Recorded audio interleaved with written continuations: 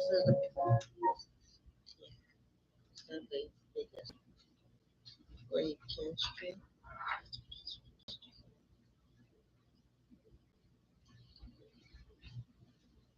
All right. Thank you so much for coming in today. Good evening, everyone. My name is Attorney Jumoke Oladapo. I'm super excited that you're here with us at the Wills Trust and Appetizer. It's an estate planning seminar, and today is February 22, 2024. For those who are watching virtually, we say thank you so much for joining us this evening. I promise you it's going to be a worthwhile time.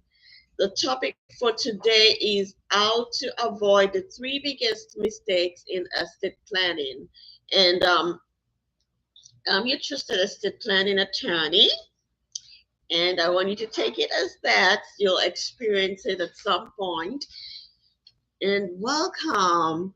So I want to know how we found out about this meeting today. If you can share with me, how did you find out about today's meeting? Email. Thank you. And you were invited. Yes, I was invited. Okay.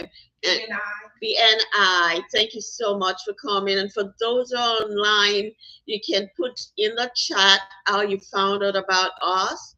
And you also have the opportunity to chat, ask questions, pass comments, and all of that. We want it to be as interactive as possible. So this event is put together by Ivy Law Office, and I want to ask you that the best way to learn this evening is to please turn off your phone or put it on silent, because you deserve this time not only for yourself but also for your loved ones. We want it to be without distraction as much as possible. And for those who are in the comfort of their homes or their offices or wherever you are listening in, if you're in your house, just close the door and, tune out all distractions. We're going to be here for about 2 hours or less. And, you know, just give it all you got in that 2 hours to learn. Housekeeping, this is an educational session, so we're not giving legal advice. We're just sharing information. There is no attorney-client privilege or relation. There's no attorney-client relationship formed in this type of forum. And because we're streaming on YouTube, please don't share too much personal information. And when you're asking questions, don't say it in such a way that people will know your identity. But you can ask questions, make it as general as possible. Also, we have what we call orange worksheet. In your folder, in your blue folder, you will find orange worksheet. If you don't have one and you're online, when we ask the question, please just complete the worksheet. You can let us have your answer as we go on. Put your answers in the chat so that we can know what your answers are. All right. And at the end of our meeting today, we would like to have this back from you. All right. When you give this back to us, we have a gift for you. So, and we'll talk more about that. And the gift is called golden ticket. If you stay tuned to the end, we're going to give a golden ticket. It's a bonus and a way of saying thank you for coming this evening. And the golden ticket is going to give you an opportunity to have a one-to-one complimentary meeting together with us so that we'll get to know you more personally and how to protect your family and your assets. It's a strategy session, and we'll tell you a little more towards the end. Also, this golden ticket is going to give you a credit of $250 towards a plan. If you choose to have a plan with us, it's going to give you a credit, and that's a way of saying thank you for coming out tonight. And if you are online, make sure you type your name and say, I'd like to claim my golden ticket so that you don't miss out on this. Thank you. So we spoke about the orange worksheet. It's important to us. The first part of it, it's going to talk about your information. Please tell us your name, your phone number, address, and all that. The second, the third line is very important. The third section that says, please tell us about your needs. So that's the interactive section. So while I'm presenting, I'll say something like, would you want to keep your family out of court? If your answer is yes, you check it. If it doesn't concern you, you don't have to check it. So for example, if I say, do you want to make sure your kids don't inherit money at 18? And you don't have young kids who are under 18, it doesn't bother you. Am I right? So you don't have to check that. So the third section is a critical section that I would like you all to complete. Then the second section is a section about next steps. What would you love us to do for you? How can we help you further? And then we'd like to have some comments from you at the end about how else we can serve you. So when you turn in this orange worksheet, you're gonna get part of the golden ticket. And when you sign up for some services, we'll give you an extra gift. For those who don't know me, my name is Attorney Jumoke Oladapo. I'm the CEO and founder of Ivy Law Office. We're located in Greenbelt, Maryland on Ivy Lane, just across the street. And we've been privileged to serve our community and the nation going on 14 years. Okay. So credibility matters to us. And because of that, and because of the good work we do, we got some accolades. And these are some of them. With respect to estate planning, we have a title and license designation called personal family lawyer, and this helps us to serve our estate planning clients in a special way, unique to being a personal family lawyer, which you don't find in a traditional law office. And we'll get to you'll get to know more about it. When you go to a traditional law office, you get documents only, all right. But with us, you don't just get documents. You get so much more value because we serve you like a gem. Also, we have we've been given a designation of lawyers of distinction, top 10 attorneys in Maryland for immigration. Our law firm is one of the top 10 law firms in Maryland for immigration. For both for estate planning and immigration, we have over 80 reviews, Google reviews that are like 5 stars, and you don't get those cheap. It's not by money, it's by experience. So we really value all the clients and all the positive comments they give to us. So basically, why do we do what we do? Why did I come up to be an attorney, or specifically to be an estate planning attorney? Okay, my why is because of my family. And at some point, I'm going to ask you about your why. When I wake up in the morning at this stage of my life, I'm thinking of my family, my husband, my young children, but particularly I have 2 children in college and we're paying school fees. So my why is about making sure they're comfortable in college, making sure their tuition are paid at this point, because we want them to become greater than we are. But why are we doing estate planning? Okay, a long time ago, there was this family friend that went to pick up his son from school. it wasn't too far from the neighborhood. When you drive and say, "Hey, I'm going to pick the child from after school activity or something like that to come back." So it wasn't a long drive, but it was an unfortunate drive because while they both were coming back from school to their home, there was an accident that the child survived and the father passed away. That was very devastating. And unfortunately for that family, the wife or mother was out of the country. The child was still a minor, and the father was gone. So it was a traumatic experience. And what made it so bad was that the family had no estate plans in place.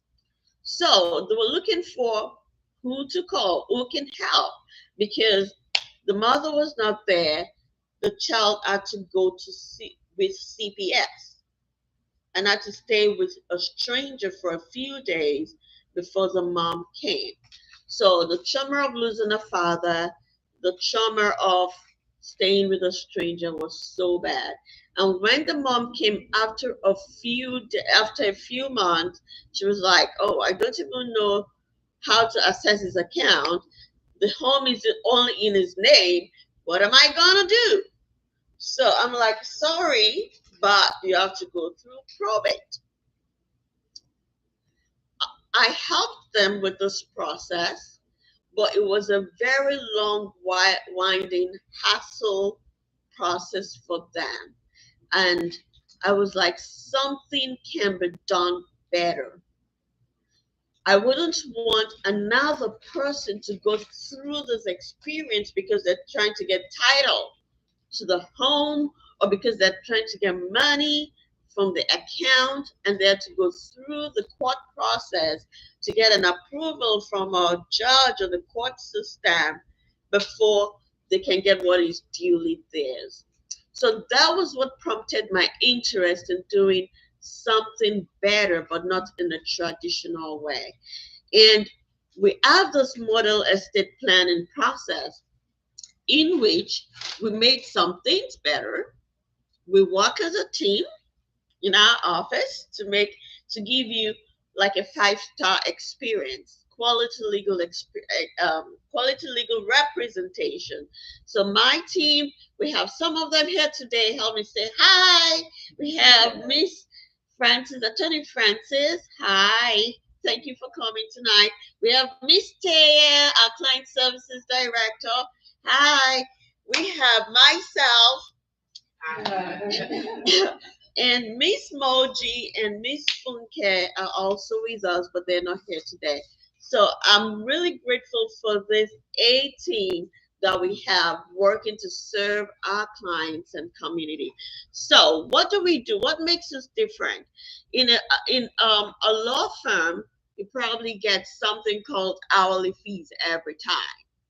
But in our office with estate planning, we make it flat fees. We are also relationship based. So it's not about paperwork and you forget and go. We create some form of relationship and continuity with our clients so that if something happens to them, they can come back to us and say, "Can you help me with this?" And it doesn't have to be something bad. It can be something good as, "I just bought a new house. What do I do, with this in line with my estate plan?" So so we create relationship with our clients and we go the educational way. So you get a good understanding of what you're doing and you're not just signing documents.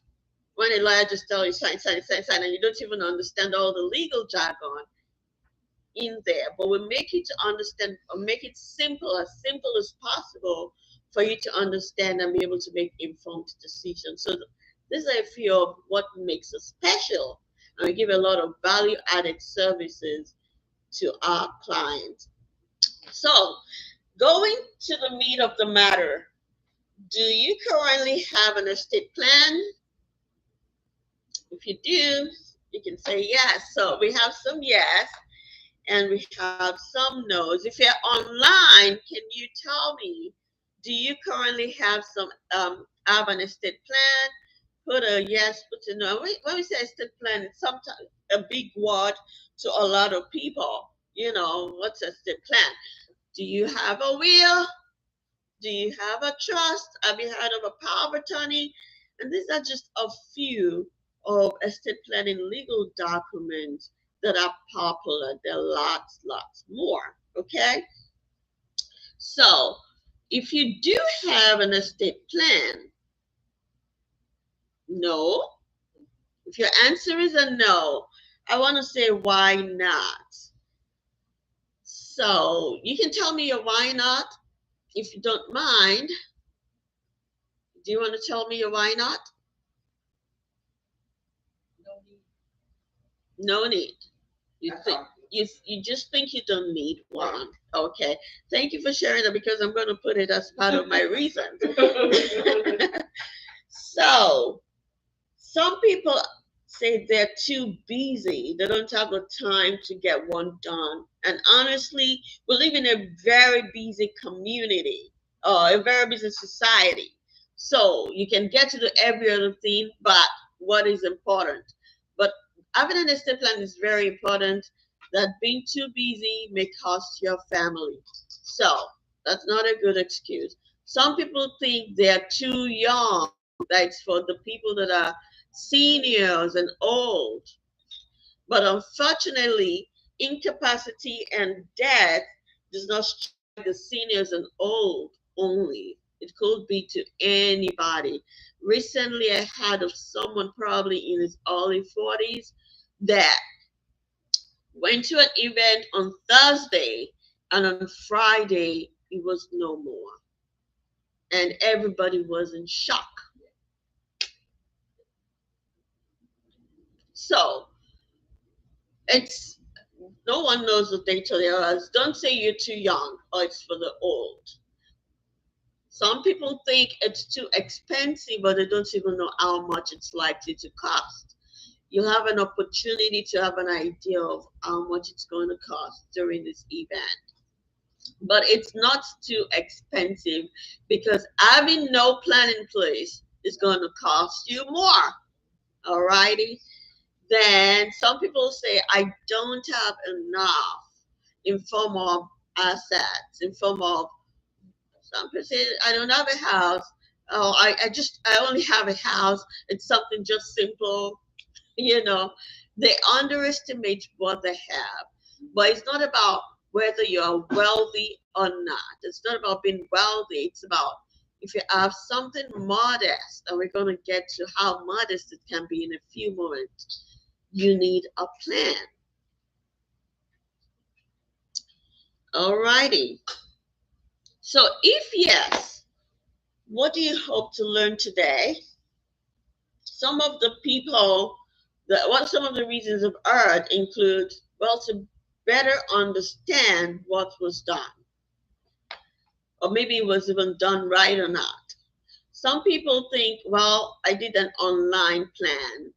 I did it myself, a DIY plan. So is that okay? Like I got a call a few minutes ago.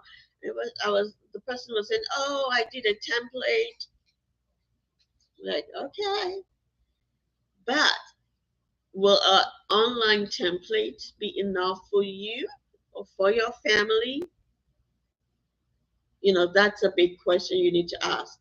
And for some people, they've had the plan a long time ago, like 10 or more years ago. Their life then might be different from their life now. So they may need a new plan. All right. And if you're here today and you have a plan, I'm curious, why are you here if it's different from any of this? Can you please share with me?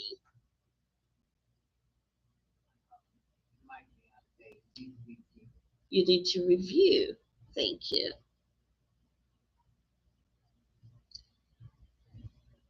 All right. So somehow I want to know, why are you here? Or are you here for the right reasons?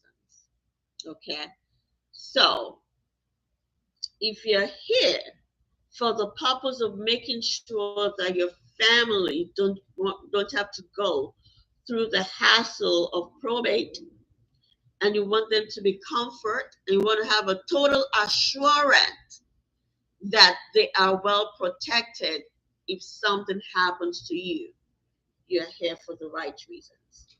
All right. If you want to have the peace of mind of knowing that your assets are well protected and they're not going to end up being lost to the government or being lost into the government taking and other people taking almost everything, then you're here for the right reasons to protect your assets. If you're here to learn how to save on taxes, there are things called taxes and estate planning. It's called estate tax, probate tax, inheritance tax, this tax, that tax. While we are alive, we're being taxed. Am I right? And after we're gone, we're being taxed as well. We're not spared. So what can we do? We may not be able to eliminate the taxes, but we may be able to mitigate. Am I right? So if you're here to learn more about that, you're here for the right reasons. And also, if you want to be able to make decisions about your self-care, and you want to make your wishes to be turned into directives, then you're here for the right reasons. Because people fall ill, people become incapacitated, and their loved ones don't really know so much about them or what they want. Do you understand? But if you want to learn, what can you put in writing so that your loved ones can follow your instructions? If you happen to become sick or incapacitated, then you're here for the right reasons too. You'll learn about that. All right. Another good part of estate planning that a lot of people overlook is the fact that their assets of anyone that does not plan gets lost to the government. A lot. So if you want to protect your assets from being lost to the State Department of Unclaimed Properties, you're here for the right reasons. And in Maryland only, last year, called 2023, there were $81 million worth of assets that were lost. And this month of February was declared Unclaimed Properties Month. All right. So I put that www link there if you want to go find out whether you have some assets there or not. All righty. So just imagine how much assets will be lost on a regular basis. Do you understand? So that life insurance policy that nobody knew you took, or that investment account, or that extra bank account, maybe your family knew about two and you had four. The other two will be lost. So you don't want your assets to be lost to the government. And part of what we do as estate planning attorneys, especially, is to make sure we protect our client's asset from this happening to them. You may not find that in a traditional law firm. So, if you want comfort, peace of mind, total assurance that your assets and your families will be well taken care of, and your wishes and choices will be honored in the event that you cannot make one by yourself, then you're here for the right reasons. All right? So right now, this is a reminder about our orange worksheet. We'll be using it from this moment forward. Okay? Also, we have a piece of paper. You can take notes. We have a piece of paper for you to take notes. So I said something about what is estate planning. For a lot of people that don't know, people know what a will is. Am I right? That's the most popular. A few people know what a power of attorney is. But anyway, estate planning is planning in advance and naming who you want to receive things you own after you pass away. But a good estate plan is much more than that. It's planning in advance, but it's not just naming those who you want to have what you have after you pass away. It's also about planning for life. It's not only planning for death. A lot of people don't like it because they think it's planning for death. Am I right? But it's about planning in advance. I want you to shift your mindset that it's not about planning for death, but it's about planning for life, for your loved ones, the life of your loved ones, and even your life. All right? Because you remember those taxes I told you about? Remember that? Who's paying those? All righty. So, do you have an estate? This question is for those who think they don't have anything or they don't need anything. Okay? I don't really have anything. Let me tell you. Believe it or not, everybody has an estate. Almost everybody does. Okay? So, these are a list of some of the things categorized as an estate. All right? If you have a car, you have an estate. Who doesn't have a car? Almost everybody that's an adult in the US likely do. If you have a home, you have an estate. If you have furniture in your home, you have an estate. If you have a life insurance, you do. If you have an investment account, you do. You have a bank account, checking, saving, money market, whatever it is, stocks, bonds, you have an estate. Your personal possessions, like your personal properties, that when you turn your house upside down, everything falls down. Those are parts of your estate, and a lot of people overlook those.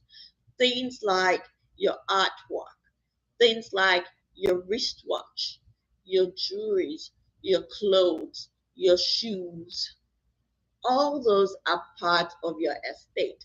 So believe it or not, no matter how large it is or no matter how modest it is, everybody got one. So it's as simple as someone that is 21 years old could have an estate. So this happened to me a long time ago.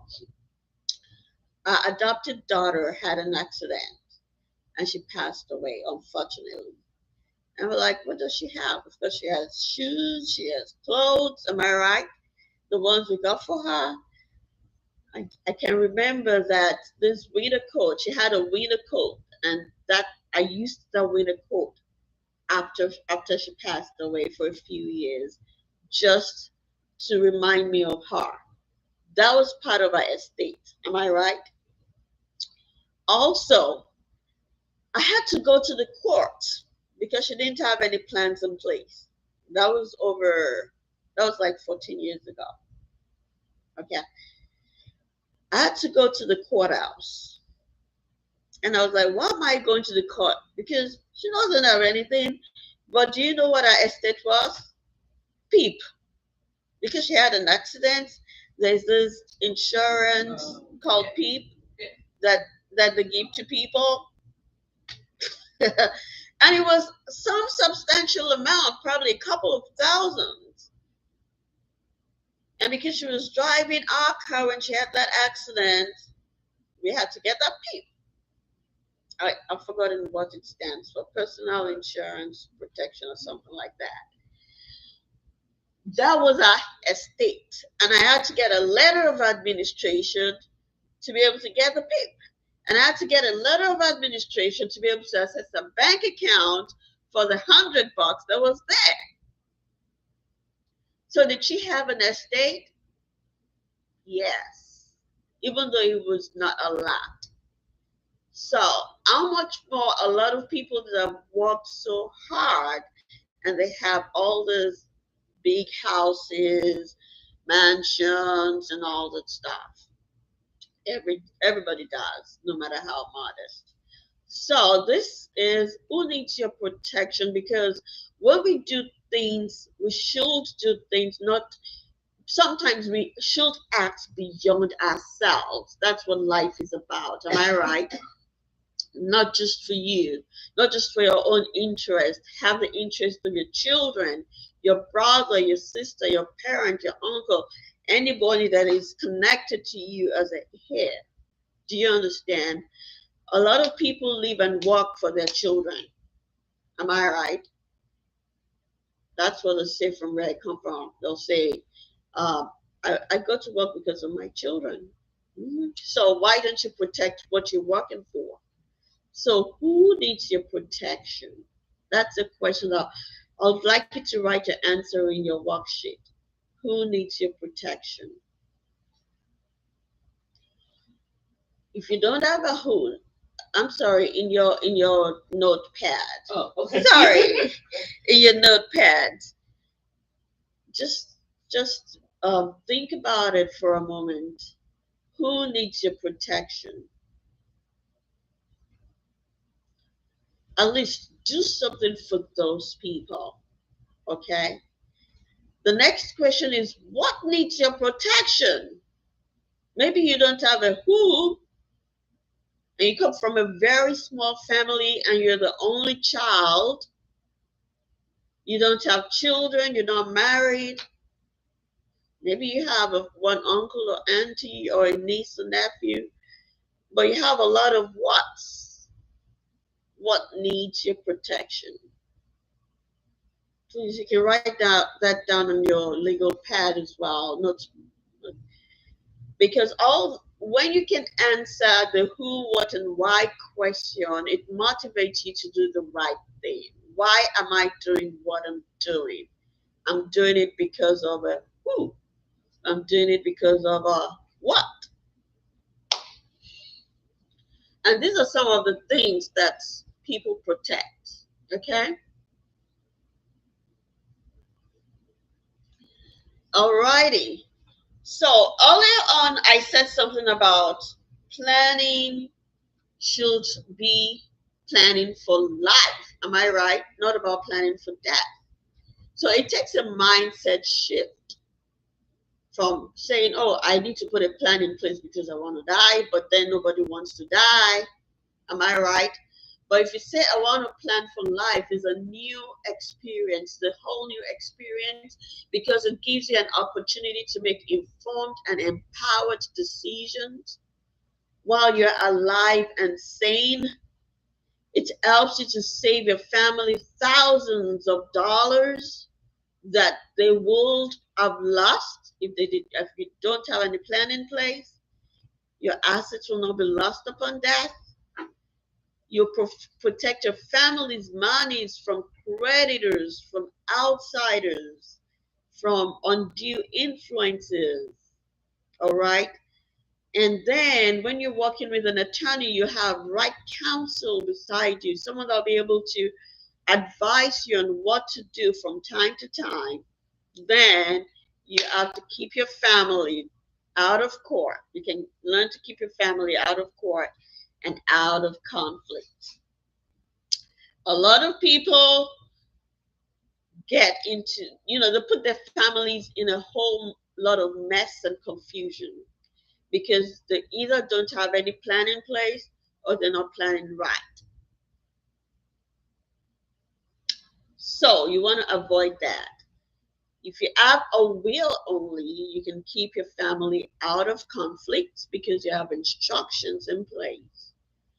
But if you have something more than a will called a trust, you can keep them out of court and out of conflict. And we're going to learn more about that. Even though I'm an attorney, I know what people experience when they have to go through the court system. I may not be, it's complex and it's not palatable. So if you want your plan to work when your family needs it, shift your mindset and plan now. Alrighty.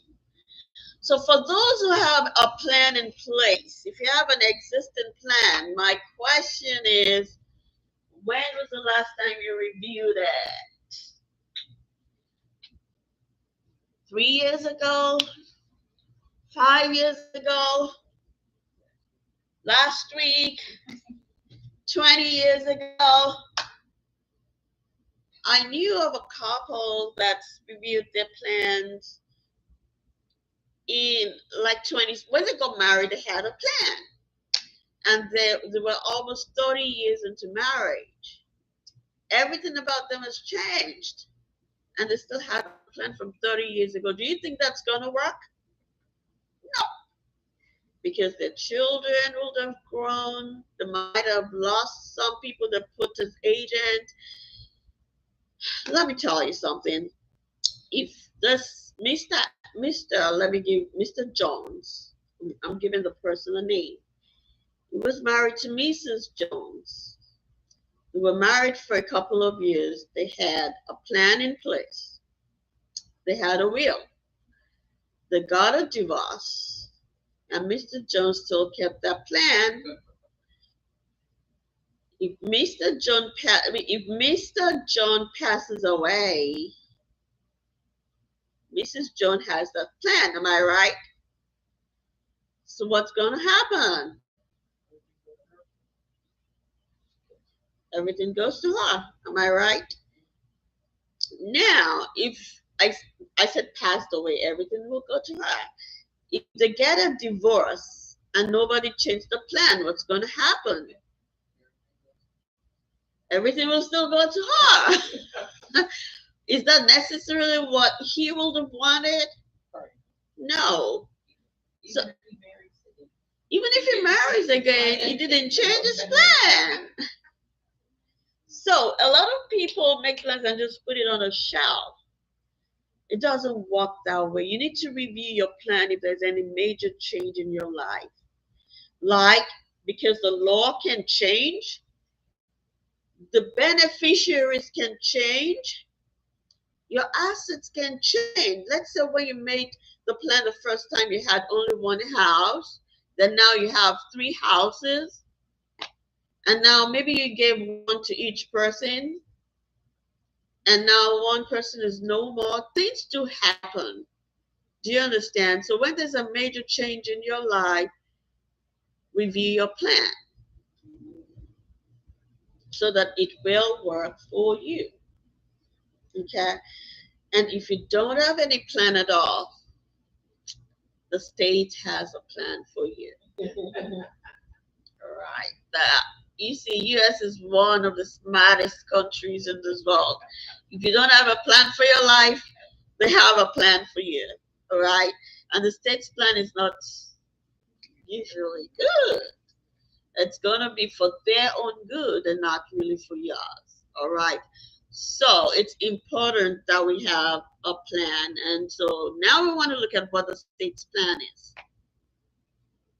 The state's plan in the event of incapacity is called guardianship. And in the event of death, it's called probate. All right. So the court process is what you have to go through. And when someone has a disability or incapacity, what happens is that the person cannot make decisions by themselves. They can write a check. Thankfully, we're not writing a lot of checks anymore for the people in the younger generation. It's only my senior clients that still bring their checkbooks, and I respect that. And I still take it from them. Yes. But unfortunately, I don't remember to deposit. So I'll bring you a check.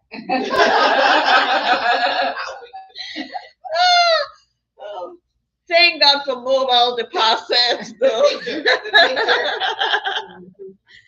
So we don't have to go to the bank anymore to get checks deposited. But what I'm saying is this: The person cannot write checks anymore. Am I right? The person cannot, maybe they cannot make phone calls and do certain things. Let's say they're in a nursing home or they need some government assistance. They will not be in a position to call Medicaid or to do all those runs anymore. They need someone to help them. And a lot of people think that this is default, as in, oh, my husband is going to take care of it. Oh, my wife is going to take care of this. Or, oh, my children are going to be able to do it. No, it's not automatic. They can help you to an extent, but then it's going to get to a point where they're going to say, where is the authorization you have to speak on behalf of this person? And if you don't have any form of authorization, you're not going to go further. You're just going to make life difficult for that loved one and, of course, for yourself. So, if that happens, they go to court to apply for the person to either be a guardian for your person, or a guardian over your assets, or both. All right. And if the person is a guardian over your person and not chosen as a guardian over your assets, because that can happen, then you're in trouble. So when does the situation happen? Let's say you have a spouse and your spouse doesn't have good credit. Do you understand? They can let the spouse take care of you, but not take care of your money. Or they can let the child take care of you, but not take care of your money. Then they'll choose a neutral person to take care of your assets, to take care of your money. And you know, that neutral person is usually an attorney. And you know, attorneys know how to charge, particularly when it's hourly fees. So anytime the attorney comes to court, the attorney will be charging $100 per hour. And when they come in, they're going to bring their juniors along with them. And everybody will be charging fees on your money because you did not plan. And then the court process is not that fast. So in Maryland, to be able to appear before a guardianship judge, it could take 3 months in Prince George's County. So sometimes 1 week is like too long. So how much more 3 months? Then when you now get there, the judge will say, no, you cannot be. Or the judge, you're giving the judge authority over who should take care of you. When you could have made that decision by yourself earlier on when you have a sound mind and nothing is wrong with you. You get what I'm saying? So you want to avoid a guardianship court as much as possible. And you need to do that by having the legal document in place, aka called power of attorney, to be able to get these people nominated and not a judge choosing for you. Also, and a lot of people that DIY, do it yourself, they don't get it that right. They just think, oh, you're going to name somebody and that person is okay. It's more detailed and complicated. But people think it's just a form that you fill. Maybe the form can help you to an extent. But what if something happens to that one person you wrote there? Then the form becomes void, invalid. So the probate process happens when someone passes away. Okay? Because the person either has a will or no will. If you don't have a will, probate court, probate court. If you have a will, probate court.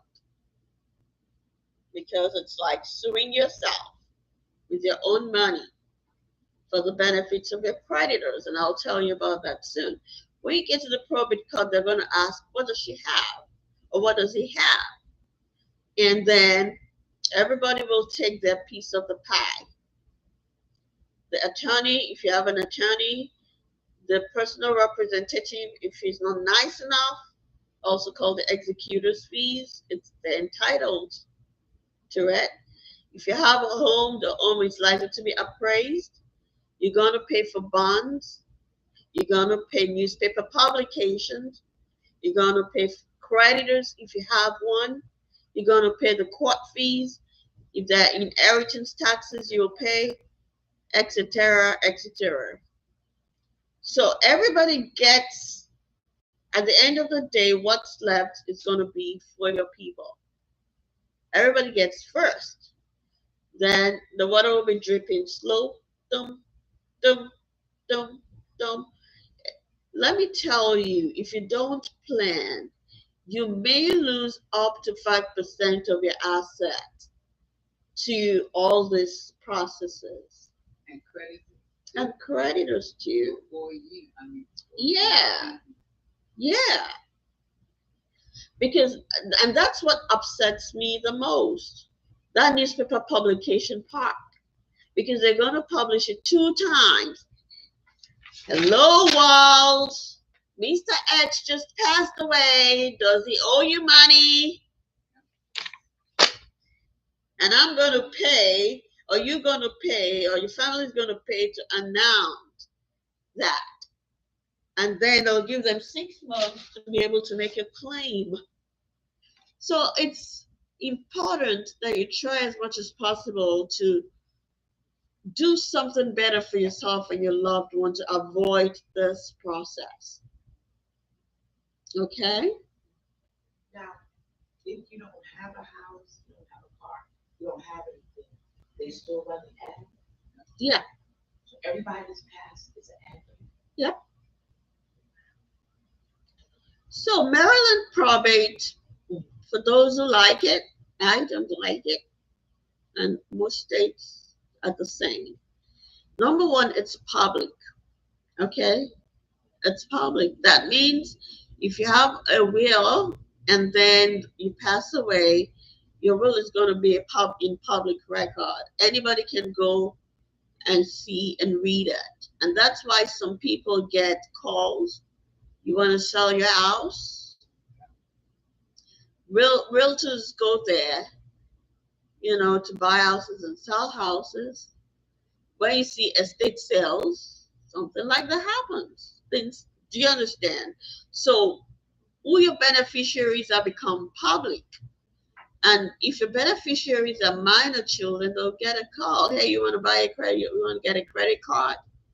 Or we have a product to sell, and then all the scamming and misuse of their funds happen.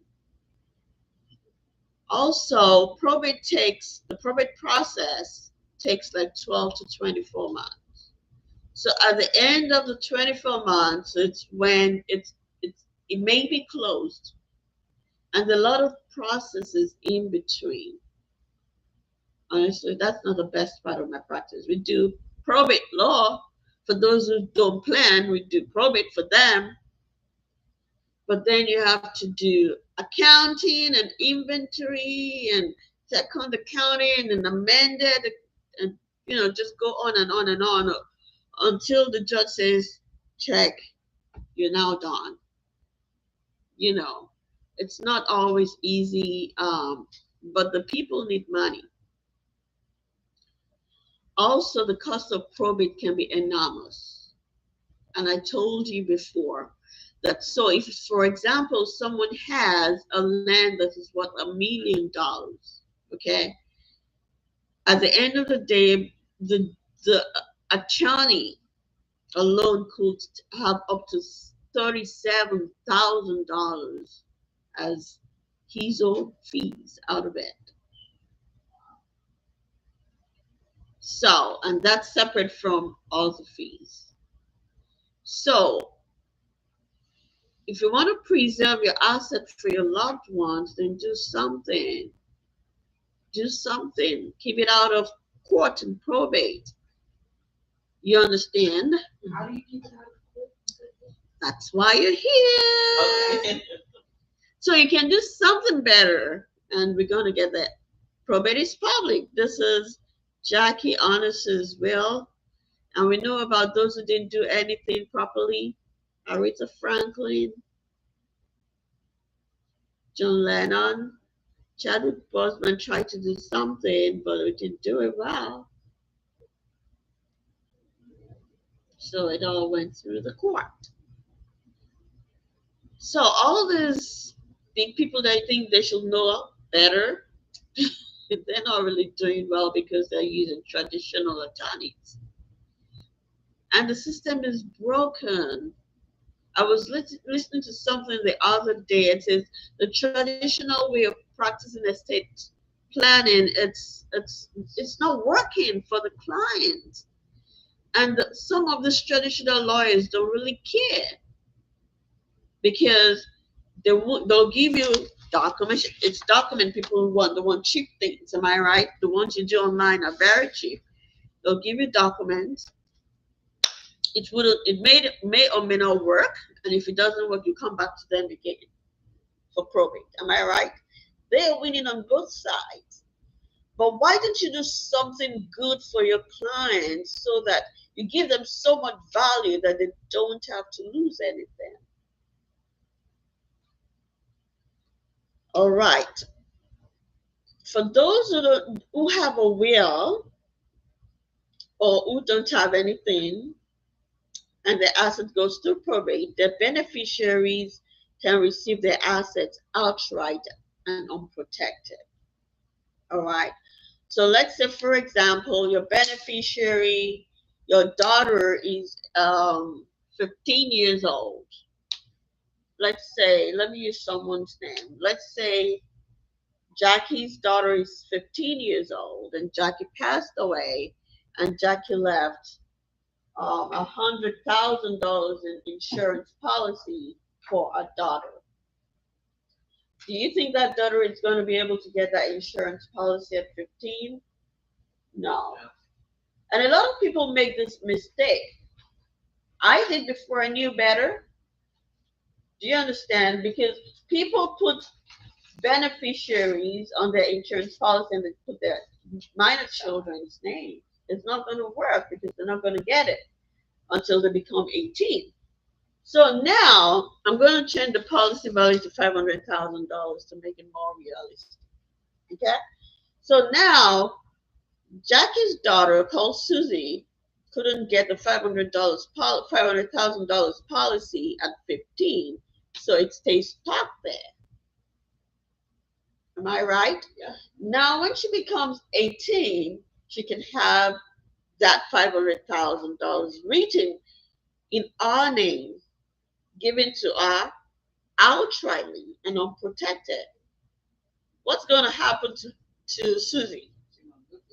Yes, she's going to look good. She's going to buy a car. She's going to party. What else will she do? She won't bother going to college, or she'll drop out of college. Taya, can you give me examples of what people of this generation will do with 500K? Go on anything they want. Go on vacation to Hawaii, Bahamas, Paris. What else? Buy a car. Buy 3 cars. Buy jewelry. Oh, get a body work over. Yeah, thank you. And before you know it, the money is gone. You understand? Money flies away with wings. So is that something that you'd like to do, or you'd like your children, minor children, to experience? If you have a minor child, this question applies to you. If you want to keep your kid from inheriting money at 18, please check that box.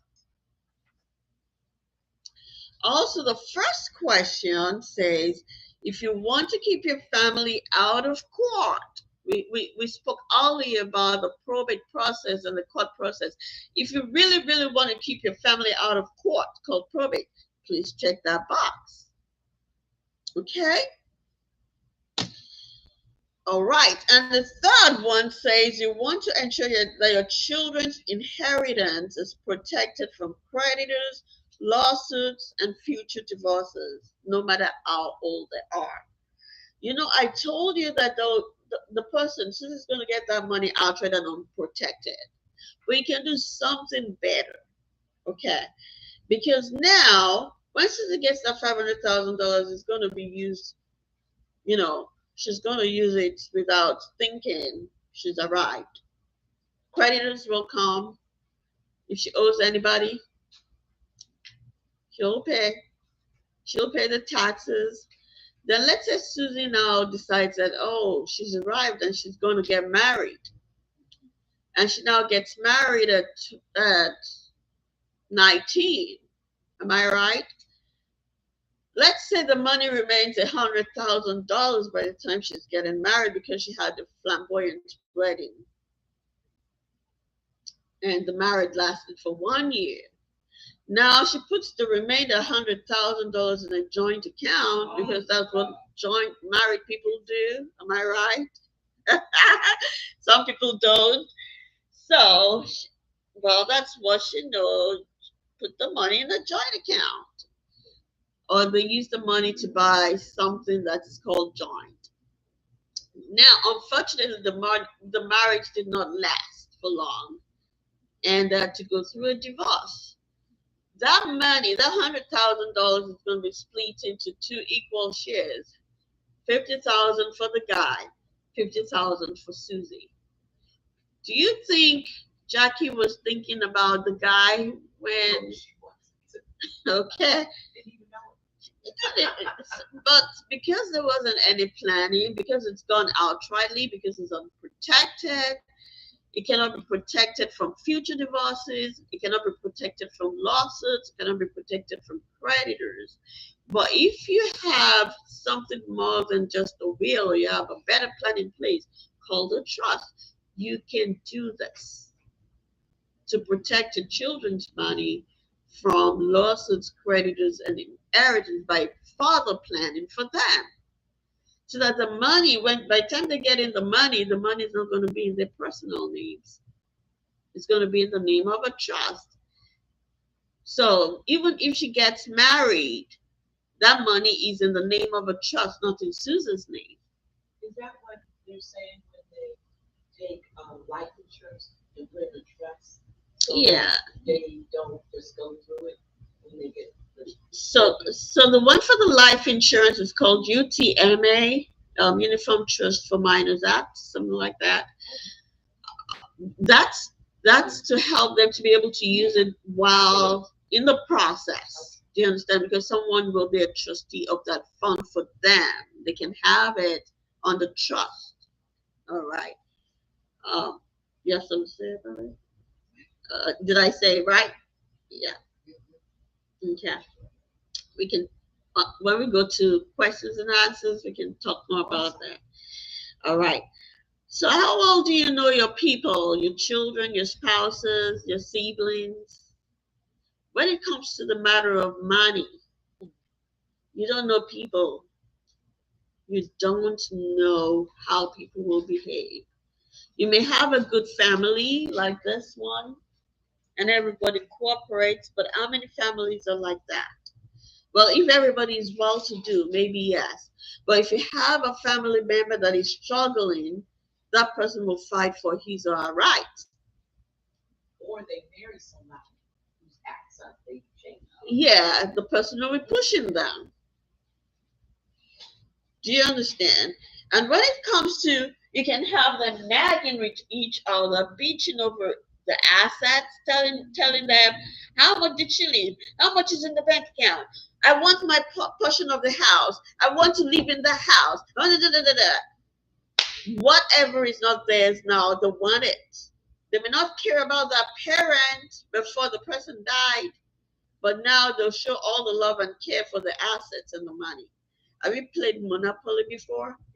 People can fight over the house in Piccadilly and Potomac Monopoly. How much more in real life than they want to divide the house into two? And at the end of the day, they want the judge to make a decision over the money. But you can avoid court by having a plan in place called a trust. But if you have just a will, all right, or maybe the entitled child. It's my money. Am I right? That's the young girl over there. What do you want to say? So you don't know them well when it comes to the matter of money. Do the right thing to avoid conflicts and to avoid court. And now, when it comes to your personal care, do you have people that knows how what you want and how you want to be taken care of? Do you understand? You don't want to leave very sensitive decisions to your loved ones to make. Decisions about, for example, life support. A lot of people don't really talk about these things. Am I right? And when you have more than two children, when you have more than two children, they have different opinions. One may want daddy to be on life support, and the other is so logical, like pull the plug. So what will happen? The bossy one will prevail. Do you understand? But if you make a decision ahead of time about what you want, no, no life support, pull the plug, then they'll respect your pull the plug decision. Or yes, they'll respect it. I want to be on life support for 3 months. They'll respect it. As long as they get those documents in a timely manner and they know you have it. But a lot of people have all this estate planning folders and keep it away, and the children don't even know they have it. And the children start looking around the house and under the bed, and where could it be? Do you understand? And then I learned of someone the other day, they've even buried the person before they found the estate planning folder because the family didn't know he had one. Do you understand? So now, if for example in his estate plan it says he wanted to go to be buried in what's the next state? Let's say the family home is in Virginia. No, let's say California, something far away. Let's say the family home is in California. The one who wanted to go to California to rest. What will happen if they don't know where his assets are? Am I right? They're gonna bury him in Maryland because it's cheaper. Or maybe some parents want to go outside the country, and unfortunately they pass away in U.S.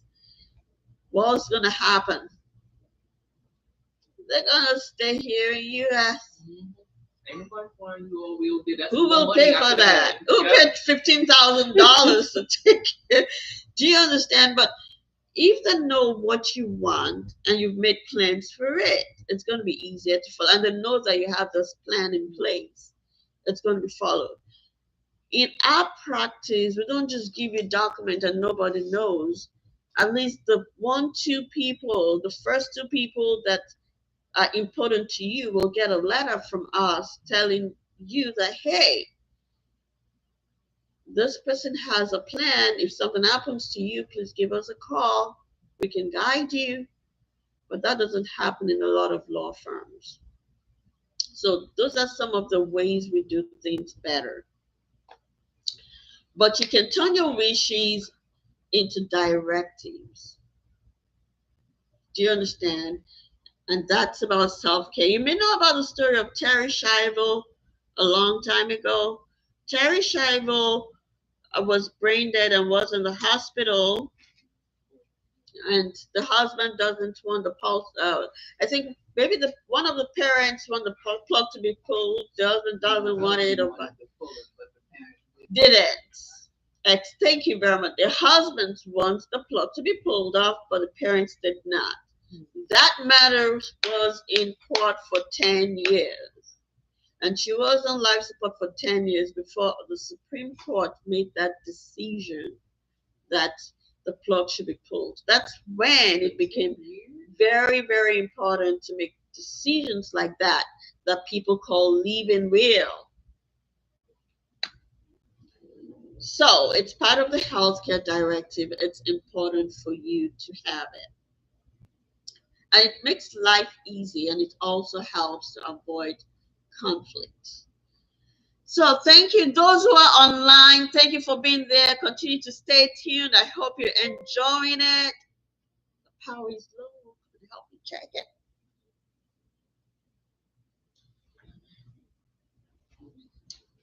So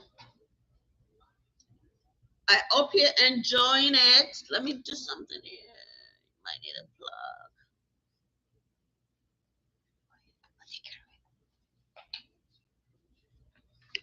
All right. This is the meat of the matter, how you can do something better. Thank you. Will it get there? No. Here's what. Yeah. Thank you. We're having a little break. All right. Thank you. We're back.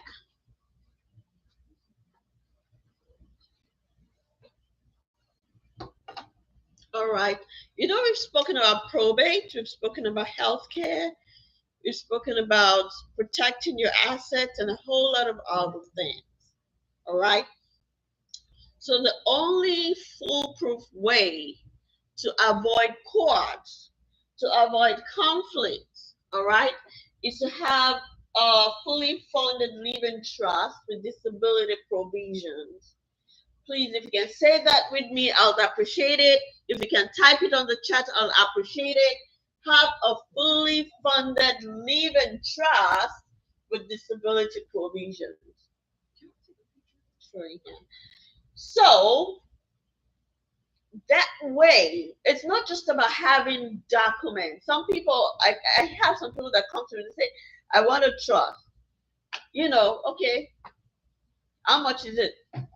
A lot of people will tell me, oh, I found it cheaper somewhere else. But the cheaper somewhere else is only giving them the legal document called trust. But the question is it funded? Do you understand? It's not just about being handed over the trust. It's about, did you fund your trust? What happens afterwards? Did you retitle your investment accounts from your personal name to the name of your trust or your bank account? Oh, so like a checking account? Yeah. Did you retitle your checking account from your personal name to the name of your trust? Did you change the title of your home from your personal name to the name of your trust?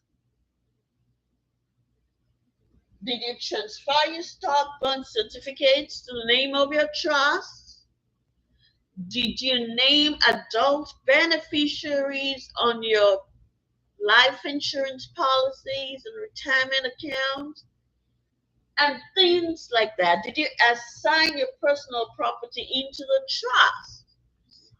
A lot of people don't do all this and they don't know how to. And if all these things called funding your living trust doesn't happen, it ends up in probate. Because really, what happens is that anything in your personal name, if you pass away, will go through probate. Okay? Some people do shortcuts. And shortcuts. Okay. They'll say, well, my husband's name and my name is on the house. Am I right? So it's okay. Exactly. So a lot of people travel with their family members. Am I right? You go around together. You go to movie together with your spouse. You travel together with your spouse. What if something happens to both of you at the same time, and then the title cannot pass to your spouse who is deceased?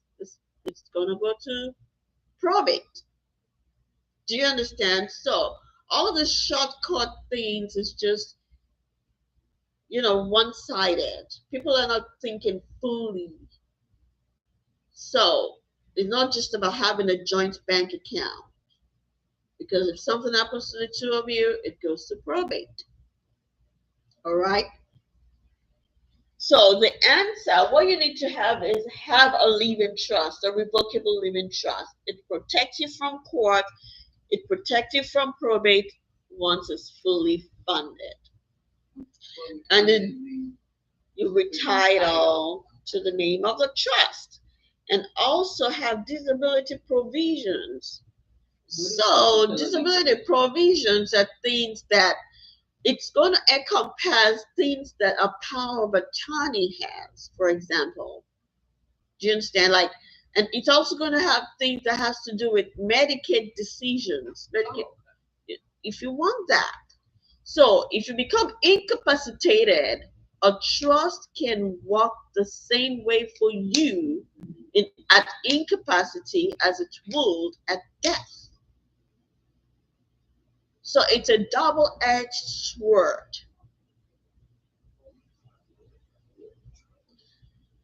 Only experts know how to do this. A lot of family law attorneys they try to do estate planning, but they can probably do the simple things. They may not be able to do the trust.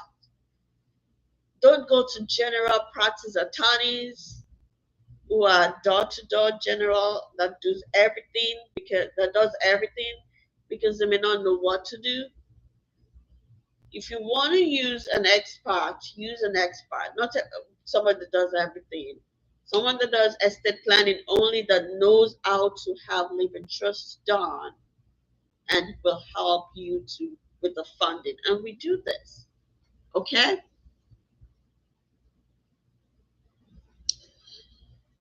So I spoke about I know that you do you have young children?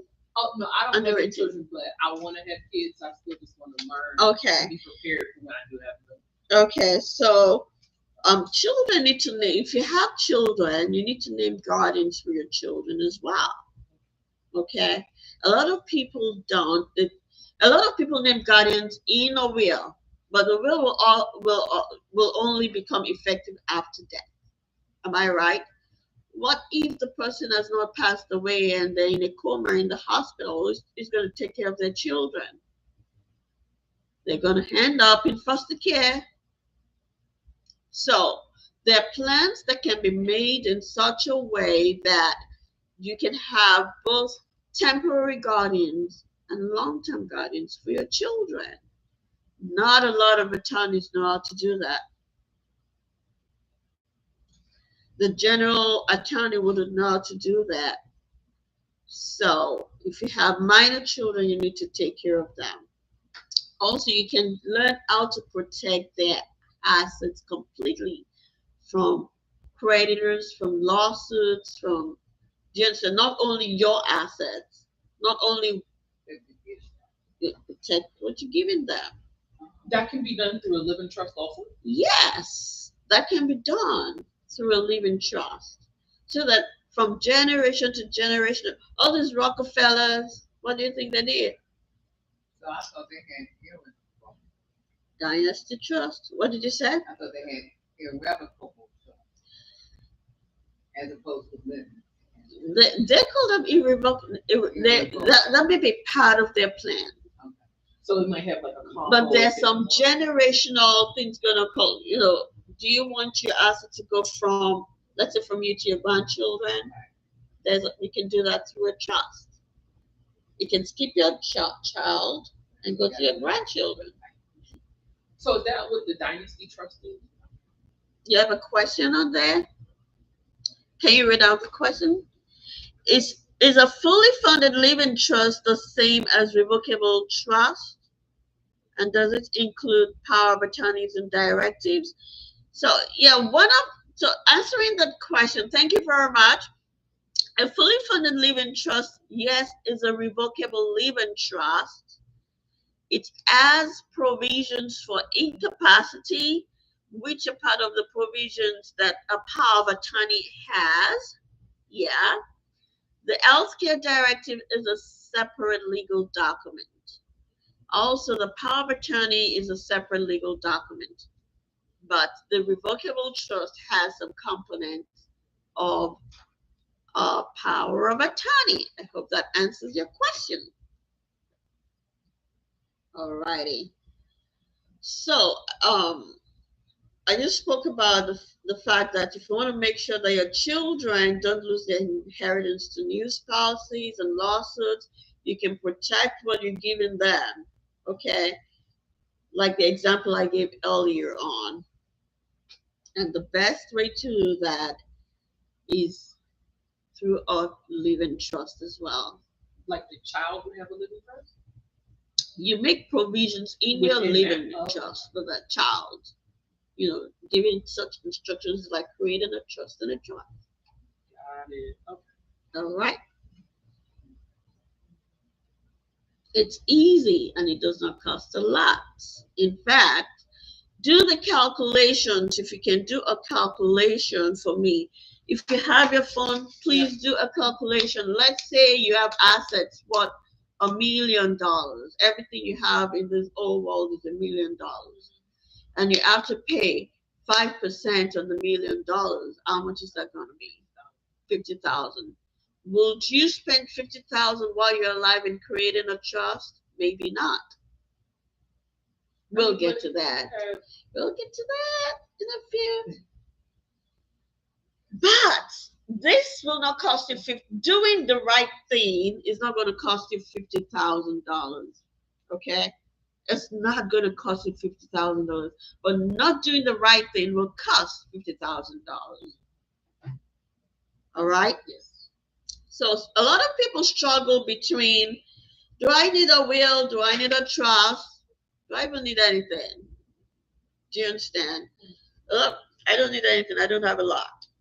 I've seen someone that it was just a car that she had that took her children to probate. She didn't have a lot. She didn't have a home, but she had a car. And that was a small estate because the children couldn't get a letter of administration. They can't sell the car without going through the court system.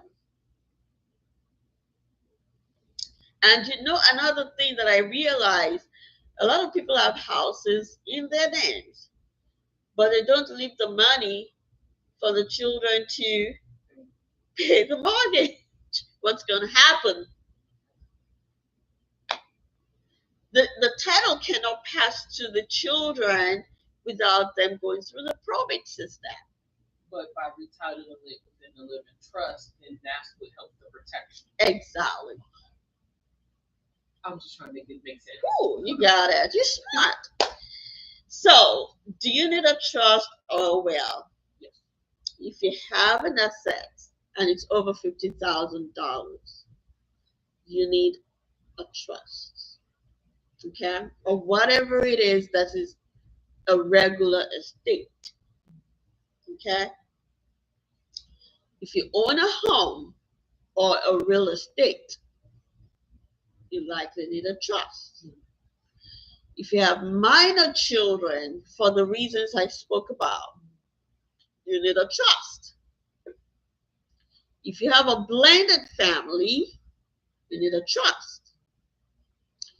Did I tell you the story of blended family? Does anyone have a blended family around here? Maybe not. But let me say for the purpose of those who are online, because it's something that is prominent in this generation. I probably will end up with one given my age. So let's say Joy got married, got a divorce, and now married Carl. Am I right? And Joy had 2 children in her first marriage. Let's say the husband's name is John. Joy and John got married, had 2 children, got a divorce, and Joy married Carl. Now, when they were married, they had a home. Am I right? They had a home, and the home was jointly owned. A divorce was going to be separated. Am I right? But John passed away before the divorce was concluded. And it has happened before during this. So the house now goes to the wife. Am I right? Now, when Joy got remarried, She now retitled the house to be a joint asset with her new husband. So now it's Joy and Carl's home. Now, unfortunately, Joy passed away before Carl. And now Carl did a will that says, I give everything I have to my children. Versus Joy and John's children. Who is the loser? Joy, John, and the children. Who was the home really meant for originally? Joy, John, and the children. Who is going to get it? Carl and his family. So if you have a blended family, it's better to have a trust because in the trust you can make special provisions for your children just in case something happens to you. So that what you've worked hard for is not going to go to someone else's children. All right? Also for people that have special needs children, children that have drunkards, children that are on drugs, problem children, it's better for them to have a trust. Also for those who have businesses, and I'm looking for business owners and professionals because you need a trust. Doctors, dentists, lawyers, IT people, business owners. Come, you need a trust. You need to have a trust for your business. You need a trust for your family. You need to protect your assets against creditors, against lawsuits, and all that. Yes. Okay. So if you have any of this, you need more than a will. You need a trust. So we've gone a little long, and we spoke about healthcare directive. If you've had an healthcare directive in a long time, or if you don't have any, you can please check the box. I need a power of attorney, or I need a healthcare directive, or I need to review. We've spoken about a living trust or a will and about reviewing them. Am I right? So you can check that box if it applies to you. Do you need a living trust or a will, or you need to review your existing plan? Can you check the box? I need to review my existing plan, or I need a will. If you're online, please type it in the chat box. I need to review my existing plan. I need to a new will, or afterwards call our office and we'll get it fixed for you. And for those, I spoke about taxes before, am I right? You can actually save on a lot of estate taxes by properly planning with a trust. So I put this up for those who a will versus a trust, a will versus a trust. I'm going to, who needs a will, who needs a trust, but these are the advantages and disadvantages. Okay? If you have a will, a probate is required. If you have a trust, you can avoid probate. A will consumes a lot of time. A trust, it wouldn't afterwards. Okay? Probate is public. Living trust is private. Assets are frozen upon death if you have a will. There are no frozen assets upon death if you have a trust. It's easy to contest if you have a will. It's not contestable or very, very difficult to contest if you have a trust. These are some of the advantages of having a trust, a living trust, versus having a will. There are different types of trust. The one we're talking about this night is called revocable living trust. Okay. Revocable living trust means you can make changes as you go on. If you have an irrevocable, you cannot make changes. In fact, your assets are technically not young. Do you understand? But if you have a revocable, that means you can change it. You can decide to say, I don't want it anymore. I want to create another one. Or as long as you leave, the assets are still yours. You still have advantage of it, but it has the protection that you want your assets to have. And it gives your family the protection that you want them to get. Is this Interesting all along? Yes. So, the topic of today says three mistakes. Am I right? To avoid when doing estate planning. Three mistakes people should avoid, or three mistakes about estate planning that people make. So, we're just about rounding up, and I want us to refresh our memories. I know that we've learned a lot. So, can you tell me or identify what three mistakes people make when it comes to estate planning? I would say one, they don't plan or they fail to They plan. fail to plan. Thank you. They just make a will. Thank you. Or they try to DIY it and don't have actual guidance. Yes, they just want to do DIY. They go to Legal Zoom, they go to Rocket Lawyer, and not actually use an attorney that can help them do it properly. Does any? Thank you. Those are three. If you have more, did you have more anywhere? There is a question. Okay. So yeah. So those are. I'm going to address this question in a minute. Those are three mistakes people make when it comes to estate planning. They use a In addition to that three, they just use a general lawyer. They think it's so simple. They try to do it themselves. They have a will instead of a trust. Not everybody needs a trust, but at least you want to know. Do you understand? If you need a will and you're going to get an honest opinion in my office, there's some people that come to me, they'll say, I need a trust, I need a trust. And we assess the situation and say, no, you don't need a trust for now. Just have this plan. Do you understand? So, is there an additional fee every time you want to make a change in a living trust? So, as an attorney will say, it depends. There's some, so when in our office, we take it a la carte. There's some changes you make that we won't charge you. There's some changes you make that will be substantial in nature that will change the whole structure of the trust. So, it depends on what change you need to make. That will determine the fee if there is any in addition. But the good news is that in our office, we invite you to review your estate plans without fees, without any fee every 3 years. Okay, so if you do an estate plan in our office, you will even call you, we'll check upon you. When it's 3 years, please come and do a review without charge. If there is any change to be made, we will discuss that and tell you this is how much it's going to be. All right, and that's part of working with us and the value we add to you.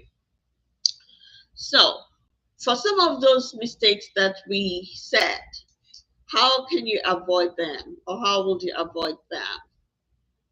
I would probably get with a state lawyer that, like I said, practices just not just, but not a general, but Focuses focuses on more on estate estate planning. planning.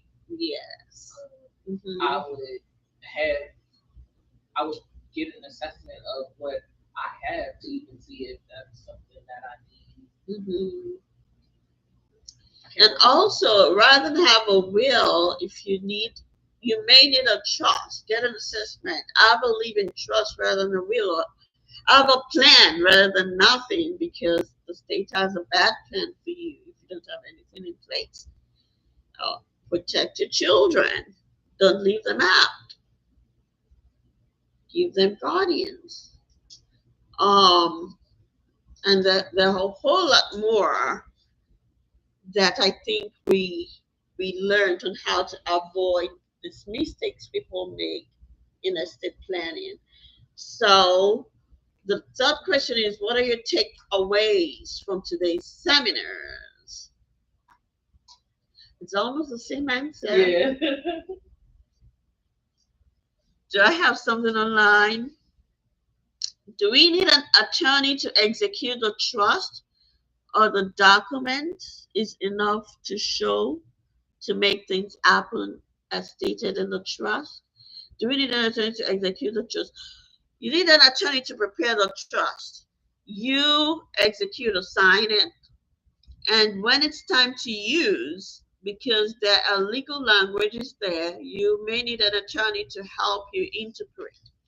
It's at that point called trust administration, and it's very, very, way cheaper than probate administration. Okay, and also, I think that answers your question.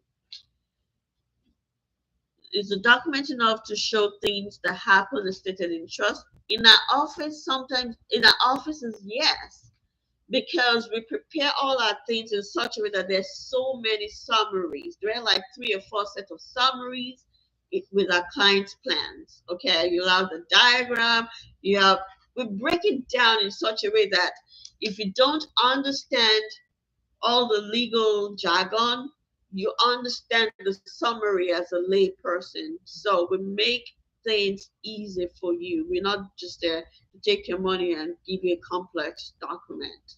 It's sophisticated, but we make it easy for you. Alrighty.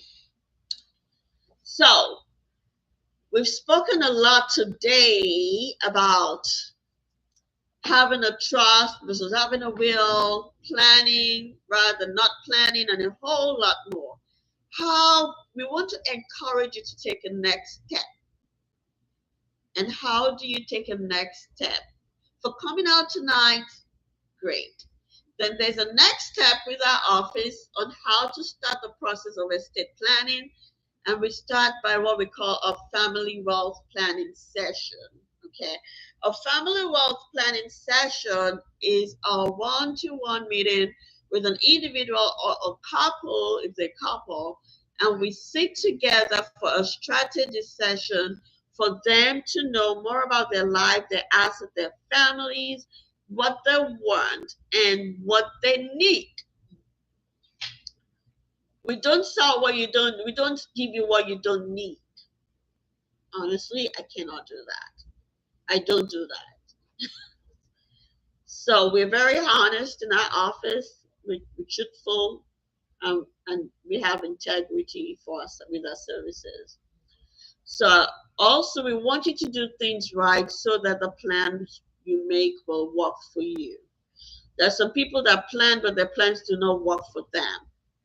I have a story of someone that the father did a trust for $3,000, and after he passed away, they still had to go to court. Why? They forgot to put things in the trust. And also, the wife was a co-trustee, and by the time he died, he didn't take. There was a divorce, and he didn't remove the wife as the co-trustee. Now, the children have to deal with the wife managing the trust. Did that work for them? No, because he did not review it. So we want your plan to work for you when it's needed. That's why it's very important to review. Okay? So, how do you get started for a family wealth planning session? Right here. You go to the back.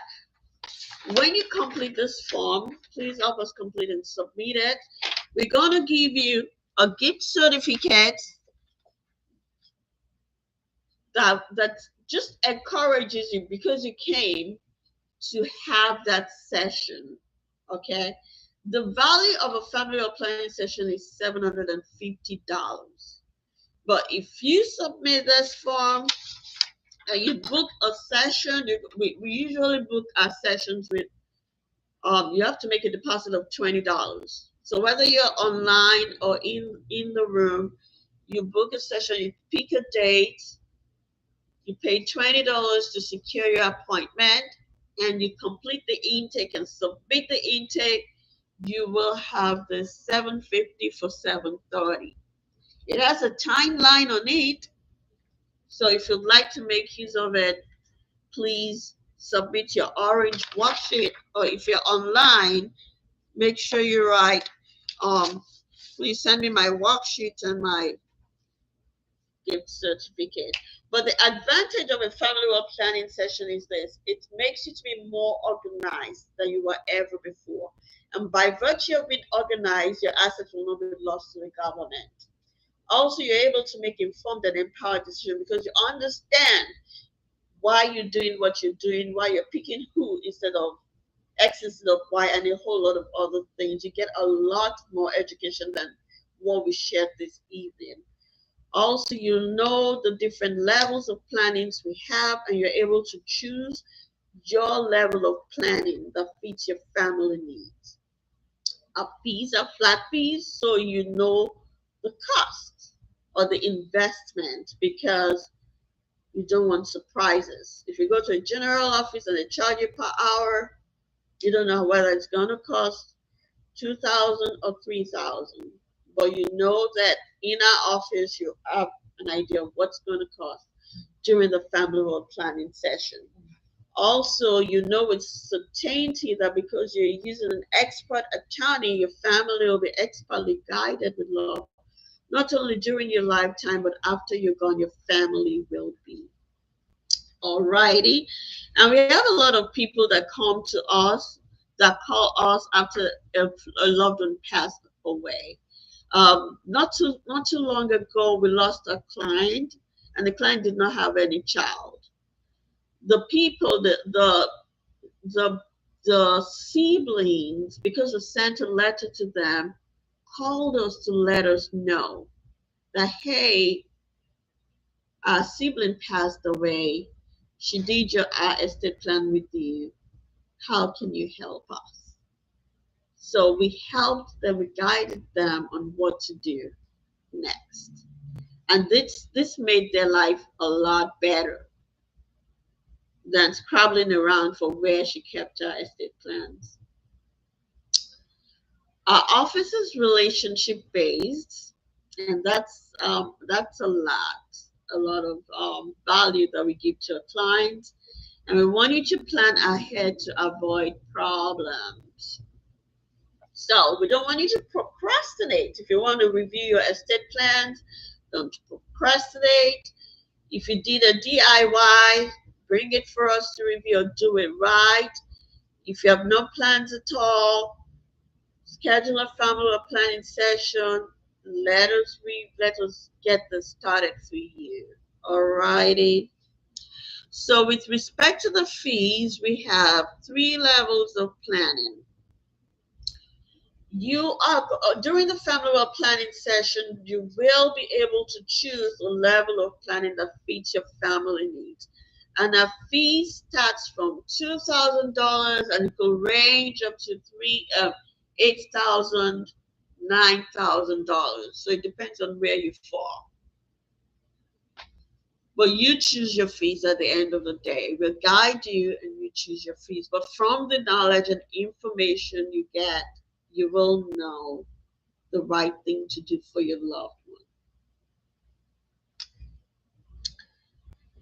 And here is time for the golden ticket. If you're online, it's called 1000 Golden Ticket. Please call our office at 301-276-0887 tomorrow morning or as soon as possible to claim your golden ticket by scheduling a family wealth planning session. And if you decide to use our service and you choose a wealth plan or a trust plan, we're going to give you an additional $250 off to make $1,000 golden ticket. If you're reviewing an estate plan, the planning session for the estate planning review is $950, not $750. So you're really going to get some credit. All right. You probably will pay $250. That $250 on top of it, you're gonna pay. We'll give you the $750 minus $20. All righty. Is there any other questions there? So, what do you do next? Thank you so much for coming today. If you have any questions, you can ask now. But more importantly, put in your orange worksheet, Send it in online, claim your golden tickets, call our office, send an email, and get started. If you're online, you can scan the QR code. Can you send them the link? Please put the link on the chat. Is that possible? Send them the link, scan the QR code. So what we do is that when you schedule a planning session, you pay $20 to secure your appointment. Scan that code to pay the $20. You can pay cash, you can pay debit, credit card. And also that's an appointment link. If you're online, you can schedule a family or planning session at least 2 weeks away from today because we're still going to send you some information. Um, but we have dates over there on that table that you can pick dates if you'd like to have a session. So that concludes our formal meeting, and I'll have some time to answer questions right now. All right. Yeah, that's it. Do you have any questions online anymore? Or do you have any questions in here?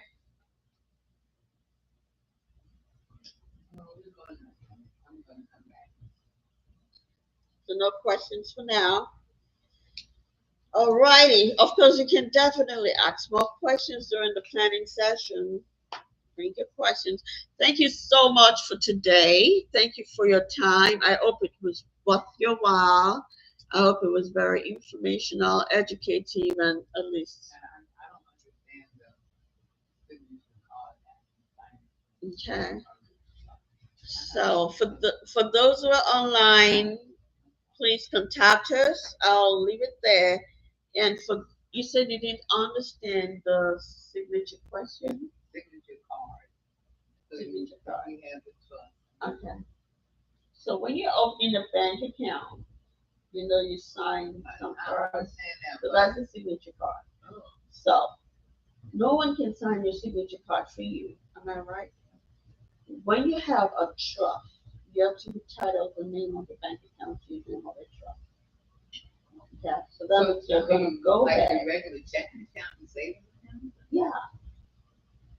So it'd be like the account of the living trust of John Smith. Yeah. The living. So instead of your account being in the name of John Smith, instead of the account being in the personal name of John Smith, the account can now be made named John Smith Living Trust. So you have to sign as a trustee. Trustee. Yeah, that's it. Any other questions? Oh, I did. I'm sorry. When you were saying that, a trust can help to protect against the creditors and things of that nature, is that what a living trust can do also? A living trust can do that. More importantly, there's another living trust that people talk about that is called like asset protection. That's that's what people think of. That's irrevocable trust can do that. Oh, okay. Understand? There are different types of trust. Asset protection, irrevocable trust. But the one that we're talking about, a living trust can help to protect your children's assets from creditors and losses, ex-spouses or spouses and all that. When you create a trust and a trust program. So you create your trust and then like your trust gives direction that in order to get this, it needs to be in the trust. Something like that. So it's more complicated. Oh no, I know it's really complicated. Yeah, I was just trying to get an understanding. That's it. So that when a child is getting an asset, they're not getting it to their personal needs or outright. Oh, it's like if John Smith was leaving Susie, his daughter, a trust. I mean, an asset. He would pretty much kind of do it in like a living trust of Susie, whatever. So it's not the instructions in the trust. You give instructions in the trust. You create the trust. So it just flows. It's called lifetime method protection. It's a special type of trust. So it just so those are some advanced level of planning that helps protect your children's assets from creditors and loss. But if you want to protect your own assets while you're alive, the irrevocable trust is an option. But the one we're talking about, the revocable trust we're talking about is protection against absolute probate. Oh, All right. I understand a little bit better All right, thank you very much, everybody. Let's see. If you're online, you can find the payment link in the description. Give us a call at 301-276-0887 tomorrow to pick a date and time. We are open at 9 a.m. We appreciate your time. Thank you for being here. Have a good evening. Our next seminar is going to be on Saturday at 10 a.m. here at 6404 Ivy Lane, the COP Conference Center. So if you have a friend, you have a neighbor, you have a coworker that you'd like to hear about this, please invite them to come and just register at the same registration link. Register. We're gonna have it virtual on Saturday. Thank you very much and hope to hear from you. See you at the family wealth planning session. Thank you. Bye for those online. Thank you so much for participating.